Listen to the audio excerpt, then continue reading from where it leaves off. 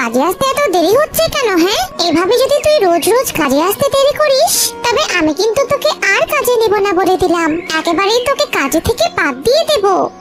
না না মালকিন, আপনি দয়া করে এমন কাজ করবেন না। আসলে আমার ছানাটা খুবই অসুস্থ, তাই আজ আমার কাজে আসতে একটু দেরি হয়ে গেল আর কি। হয়েছে হয়েছে, আর অজুহাত দিস না তো তুই। তোদের মতো এমন পাখিদের ভালো করে চিনি রে আমি। আর কথা না বাড়িয়ে তাড়াতাড়ি গিয়ে কাজ কর, বুঝেছিস? এবার টুনি তার কাজ শুরু করে। সারাদিন কাজ করে টুনি বিকেলে বাসায় ফিরে যায়। একিরে মা, তুই বাইরে বেরিয়েছিস কেন? তোর না শরীরটা খারাপ? তুই এমন শরীর নিয়ে কেন বেরিয়েছিস মা? মা, এত ভেবো না তো। দেখো, আমি এখন একদম সুস্থ হয়ে গেছি। দেখো, আমার শরীরে একটুও জ্বর নেই। আর মা, আমি না তোমাকে আইসক্রিম নিয়ে আসতে বলেছিলাম। তুমি আমার জন্য আইসক্রিম কেন আনোনি মা? পাগলি মেয়ে আমার, এই জ্বরের শরীরে কেউ আইসক্রিম খায় নাকি বলতো? আইসক্রিম খেলে তো তুই আরো অসুস্থ হয়ে যাবি রে। আগে তুই সম্পূর্ণ সুস্থ হ, তারপর আমি তোকে অনেক আইসক্রিম খাওয়াবো মা। এখন ঘরে চল তো। এরপর টুনি টুকিকে নিয়ে ঘরে চলে যায়। মা, কাজে চলে যাবার পর আমাকে একা একা বাসায় থাকতে হয়। আর এভাবে একা একা বাসায় থাকতে আমার একদমই ভালো লাগে না। আজ একটু জঙ্গলে ঘুরতে যাবই, কোনো শাসন বারণ শুনবো না। আগে মা কাজে চলে যাক, তারপর আমি টুস করে বেরিয়ে যাব। এই সমস্ত ভেবে টুকি চুপ করে বসে থাকে। তারপর তার মা কাজে চলে যাবার পর সে জঙ্গল ঘুরতে বেরিয়ে যায়। টুকি জঙ্গল ঘুরতে ঘুরতে শালিকের ফলের দোকানের কাছে যায়। আরে বাহ শালিক কাকু, তোমার দোকানে তো দেখছি অনেক ধরনের ফল। তা বলছি, এই বড় ফলটার নাম কি গো? আগে তো এমন ফল কখনো দেখিনি। দেখবি কি করে? তোর তো জন্মই হলো সেই দিন, তুই তো দুদিনের ছানা। যাই হোক, এই বড় ফলটার নাম হলো কাঁঠাল। তুই কি এই ফলটা কিনবি? যদি ফল কিনিস তো তোর সাথে কথা বলি, নয়তো অযথা বিরক্ত করিস না। কাঁঠাল? আমি তো এই কাঁঠালটা কিনতে চাই, কিন্তু আমার কাছে তো কোনো টাকাই নেই। আর মাও তো কাজে চলে গেছে। আমি বলি কি কাকু, তুমি আমাকে একটা কাঁঠাল দিয়ে দাও তো, আমি তোমায় পরে টাকা দিয়ে দেবো। হয়েছে, ওসব বাকিতে আমি ফল বিক্রি করি না। তুই যদি টাকা নিয়ে আসতে পারিস তবেই আমি তোকে ফল দেব। যা, এখন দূর হ এখান থেকে। আমার খরিদ্দারকে আসতে দে। ওই তো খরিদ্দার আসছে। এই সমস্ত কথা বলে শালিক টুকিকে তার দোকান থেকে তাড়িয়ে দেয়। আর টুকি কাঁদতে কাঁদতে সেখান থেকে চলে যায়। এরপর টুকি একটা গাছের ডালে বসে কাঁদতে থাকে। আর তখনই সেখানে একটা পাখি মাতা আসে। ভয় পাস না, আমি পাখি মাতা। তোকে কাঁদতে দেখে আমি এখানে এসেছি। আমার কোনো সন্তানের কান্না দেখলে আমার ভীষণ মায়া হয় যে। এখন বলতো পুচকি, তোর কি হয়েছে? তুই এভাবে কাঁদছিস কেন? আর বলবেন না পাখি মাতা, আমি কষ্ট করে শালিক কাকুর কাছ থেকে একটা ফল চাইলাম, কিন্তু কাকু আমাকে কাঁঠাল ফলটা না দিয়েই তাড়িয়ে দিল। আপনি জানেন, আমি কখনো কাঁঠাল খাইনি। আমার মা কখনো আমাকে কাঁঠাল কিনে খাওয়ায়নি। আমরা অনেক গরিব, অনেক। আমাদের কি কাঁঠাল কেনার সামর্থ্য আছে? আহারে, শালিক সত্যি কাজটা একদম ঠিক করেনি। তবে তুই ভাবিস না রে পুচকি, খুব শীঘ্রই তুই কাঁঠাল খেতে পারবি। কিন্তু কিভাবে? পেয়েছি, ওই তো একটা কচু গাছ।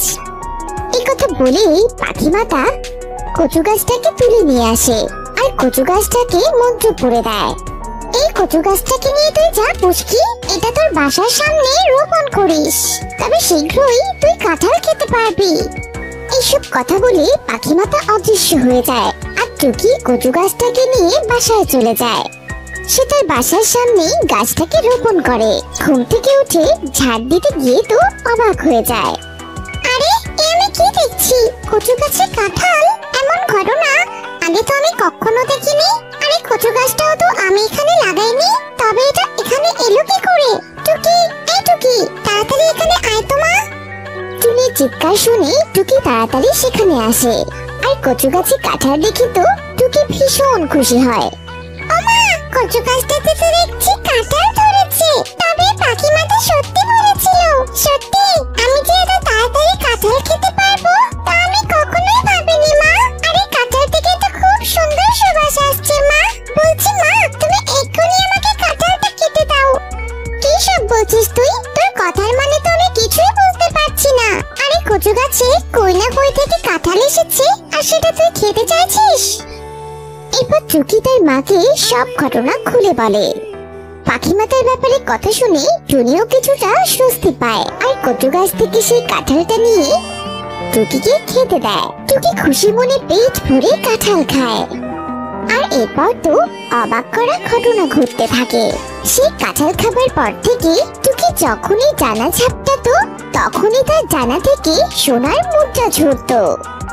আর তাই দেখে টুকি আর টুনি বেশ চিন্তায় পড়ে যায়। মারে, আমি তোকে কত করে নিষেধ করলাম যে ওই কাঁঠালটা খাস না, কিন্তু তুই তো আমাকে ওই পাখি মাতার কথা বলে কাঁঠালটা খেয়ে নিবি। এখন এসব কি করছে বলতো? তুই জানা ছাপটাতেই সোনার মুদ্রা পড়ছে।